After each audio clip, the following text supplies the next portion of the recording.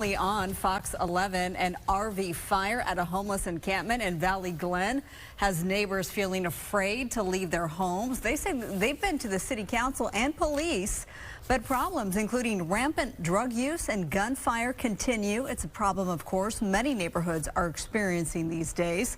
Fox 11's Christina Gonzalez is live in Valley Glen now with the story, hoping to get some answers for these residents. Christina. You know, we're off of Calvert and West Park, and this goes way beyond just a fire. Let me just give you a small sample of what residents here are talking about. Watch. This is the ninth fire since February. I'm scared to death to leave my house.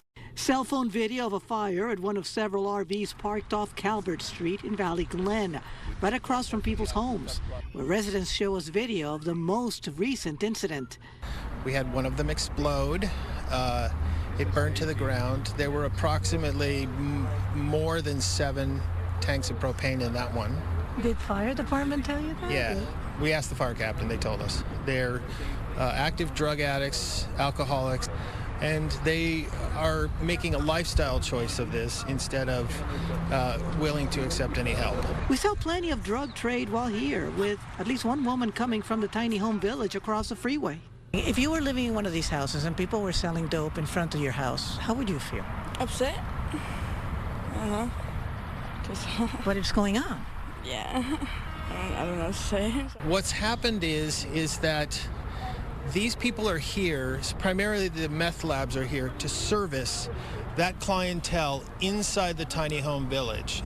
There's security video of shootings. That resident too afraid to show her face on camera. And I heard a big bang, and I look over the fence and I see an active shooter shooting at the motorhomes. And then the guy in the motorhome comes out and starts shooting back. Another video from the home of another resident, also afraid to show her face. This lady kicked our door for 45 minutes. There's needles out in the open, residents saying they have been to the council and police. And we keep telling them that the problem we're having is all coming as overflow from the tiny home project on the other side of the freeway. And here's a statement from Paul Krikorian's office. Quote, the encampment by Laurel Grove Park has been a major concern of this office for many months. It is now scheduled for weekly cleanups by LA Sanitation, for weekly outreach by the LA Homeless Services Authority's LASA.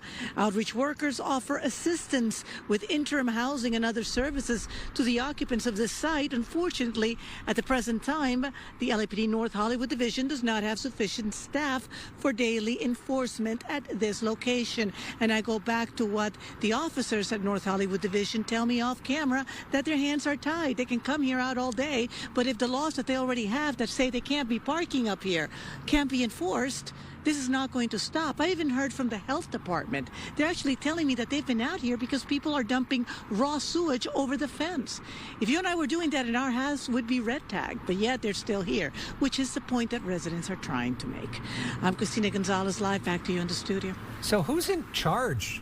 Who's in control here? Because when you look at this, it feels like we're just allowing lawlessness. We're allowing all this to happen right in front of our eyes. The city's getting letters sent to them over and over again, and nobody's doing anything about it.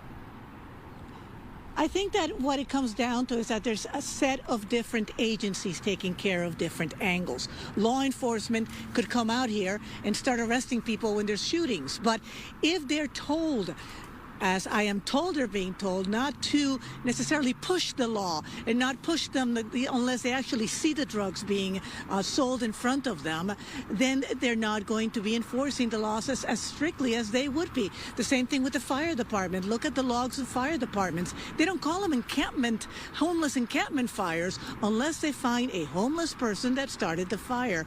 There is an overriding mentality of trying, understandably, not to make it worse for homeless people.